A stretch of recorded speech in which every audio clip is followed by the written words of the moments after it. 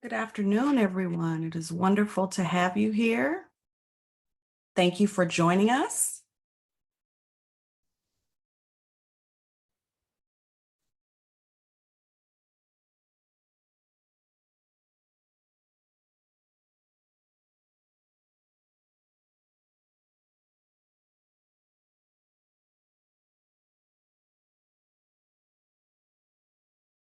We've got folks from Texas, Nebraska, Pennsylvania.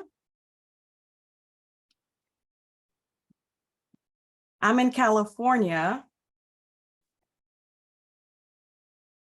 Keith, you're on mute. Are you talking?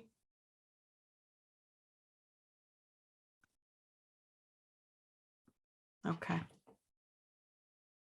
Connecticut, Germany. All right, international. That's wonderful. Atlanta, Indiana, Los Angeles.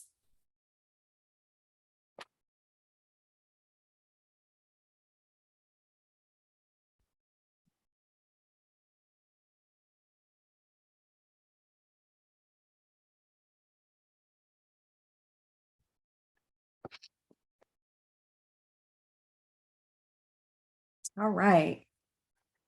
We want to honor everyone's time. I see someone from Tampa, Florida. Hi, Kirsten. Very nice to see you here. It's wonderful to have our partners join us. We are going to get started because we want to honor your time. I'm going to turn it over to Keith Bostic, our esteemed president.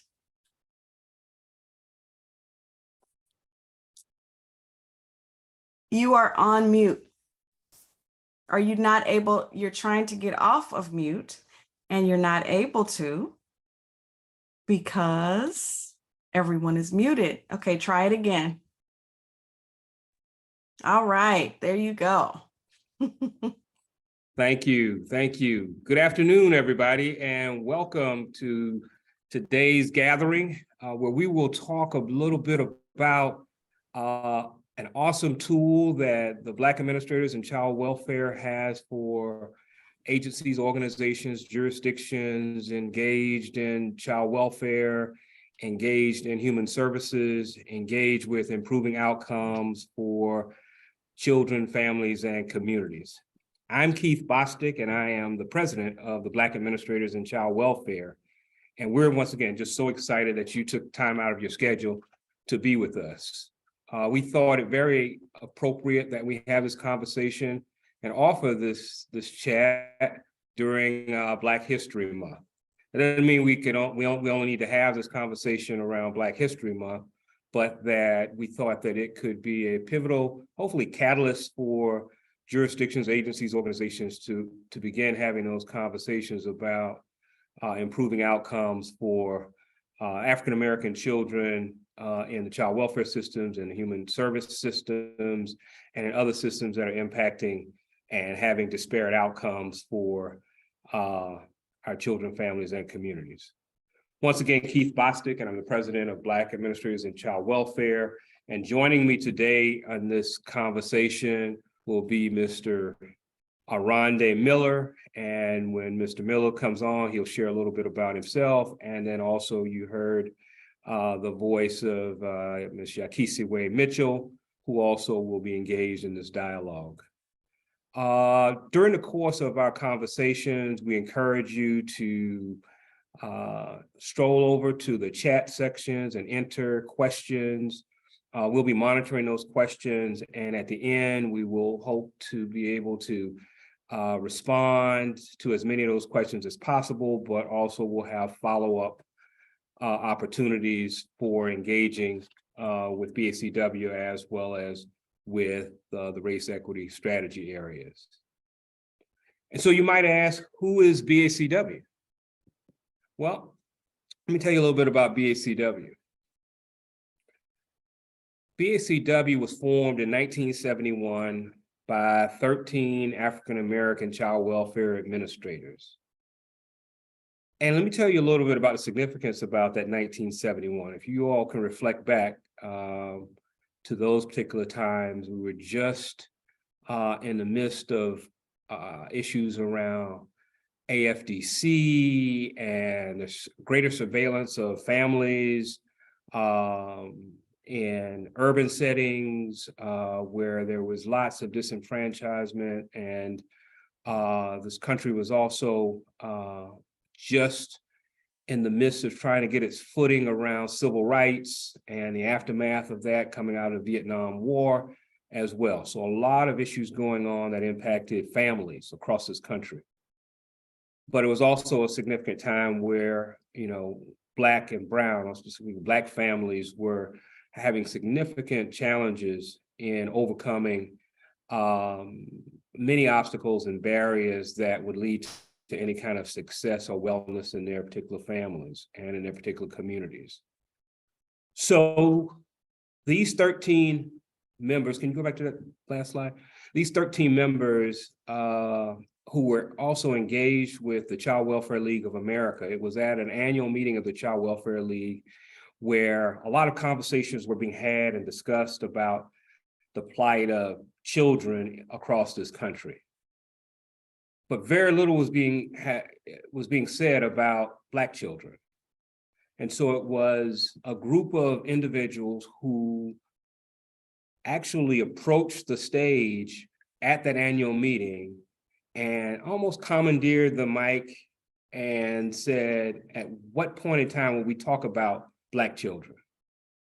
And so that was the impetus, that boldness, that courageousness, that was the impetus for steering a conversation and getting some intentionality with the Child Welfare League of America to begin to look at the issues impacting African-American children because of the significant disproportionate numbers. And so the Black Administrators in Child Welfare is an advocacy, membership, and research and training and technical assistance organization. We are located in Bethesda, Maryland, our corporate and headquarters office. But we are here to respond to the needs of culturally appropriate services of the overrepresented African-American children and families, and to provide a support network to agencies, organizations, and providers, and advocates, executives, systems responsible for managing child welfare systems, responsible for managing human service agencies. And so we are here to respond in a specific way to the needs of African-American children and helping those systems improve outcomes. We're now at this place in this space where BACW's role is to be a great thought and practice partner when we talk about transforming those systems, because we have been unapologetic in our efforts in saying that if you solve the issues of African-American children, you solve the issues of all children.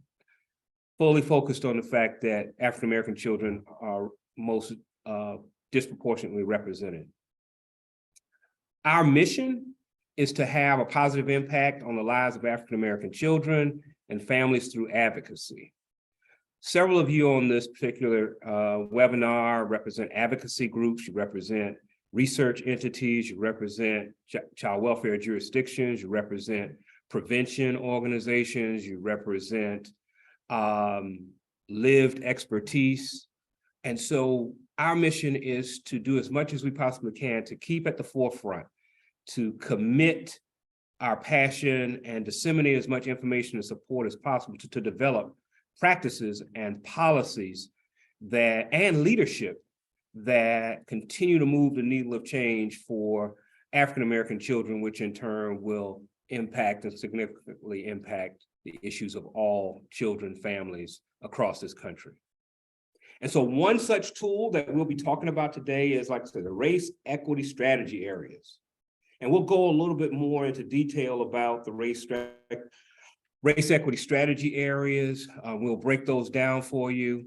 But we want to level set a little bit and talk about how we got to this place and why is it so important that these strategies be looked at or be assessed by these organizations, these agencies, through advocacy and through policy and practice.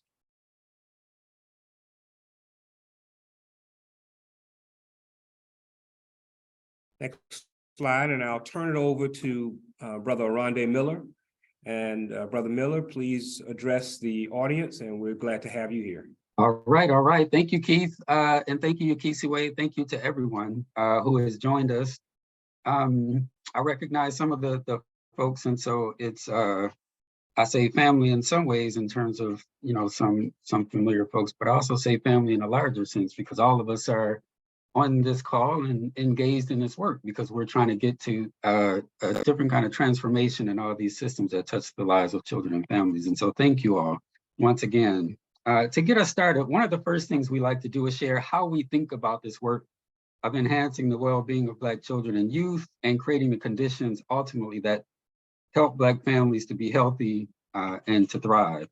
And so to begin, we always want to acknowledge the rich cultural tradition that has long anchored the Black family presence and ways of being. So Dr. Hill, as early as 1972, 1973, in his book, Strengths of Black Families, highlights some of the features that have allowed the Black family to persevere in this country. And so they include strong achievement orientation, strong work orientation, flexible family roles, strong kinship bonds, as well as strong religious orientation. And many of you all have probably been sort of exposed to some of Dr. Hill's work.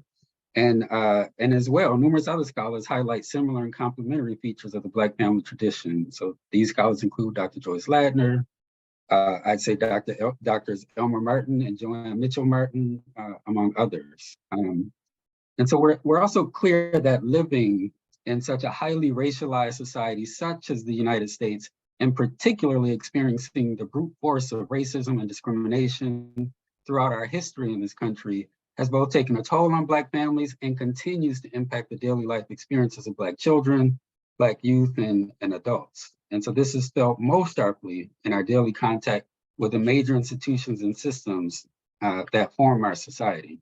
So this graphic here illustrates at least a few of these systems and structures. So you can see on the screen, you can see education, banking, criminal justice, and then also public health. And so public health in this instance is in some ways like a catch-all for all the other systems and sort of factors that organize our society and thus shape our daily lives. And so these systems and factors would include employment, neighborhood and physical environment, which would include like playgrounds and sort of common spaces, food and food access, community safety, healthcare, housing, transportation, you name it, but the host of systems that shape our society and that shape the lives of people every single day. And so when you look at Black families associated with all of these institutions and life factors in our society, we continue to see persistently Black families experiencing some of the worst outcomes, and with research documenting the historic and present day implications of racism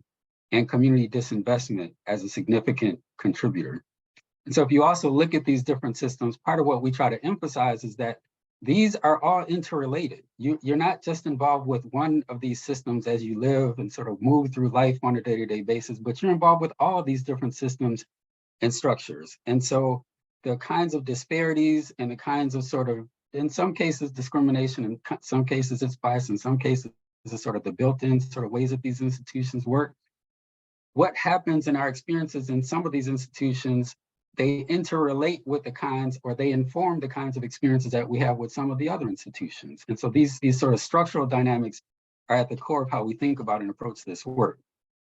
And so, as I've sort of suggested, this has informed our early and our continuing thinking about how to best support the transformation of all the systems that shape Black life in this country, and especially those systems that tend to be most punitive in responding to Black families in need, and also that hold great potential for positively supporting and improving the well-being of Black children and families.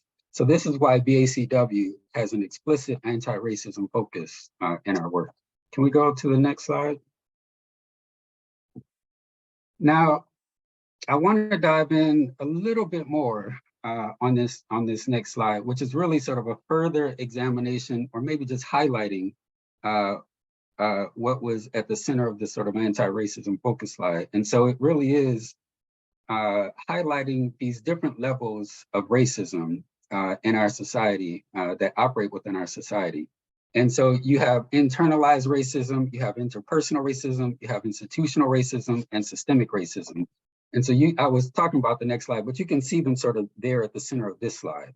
And it's likely clear to many of you, there are different strategies that are most helpful at rooting out racism at these various levels or in these various expressions. And so the kinds of work that you would do to get at and to root out internalized racism, it would be some of the sort of self-internalized sort of learning, thinking about and reflecting on how, sort of messages that are sort of offered in mass media, how they're projected, how we've internalized them, how we made sense of them, and sometimes how we live our lives sort of in response to them. In the same way, interpersonal racism, how we engage and interact with one another, that's work that we wouldn't be doing ourselves, but we will be doing that in relationship to other people.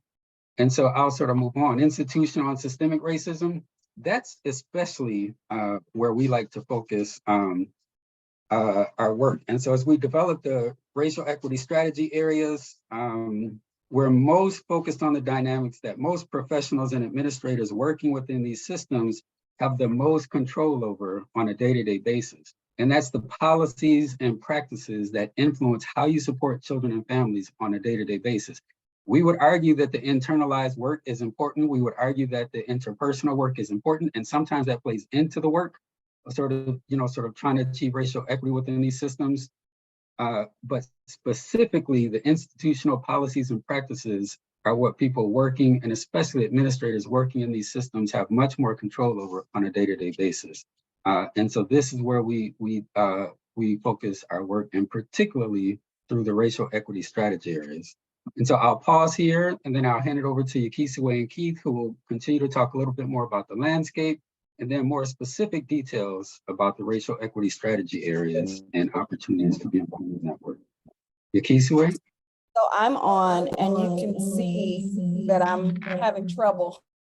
I'm frozen, so I'm trying to make an adjustment.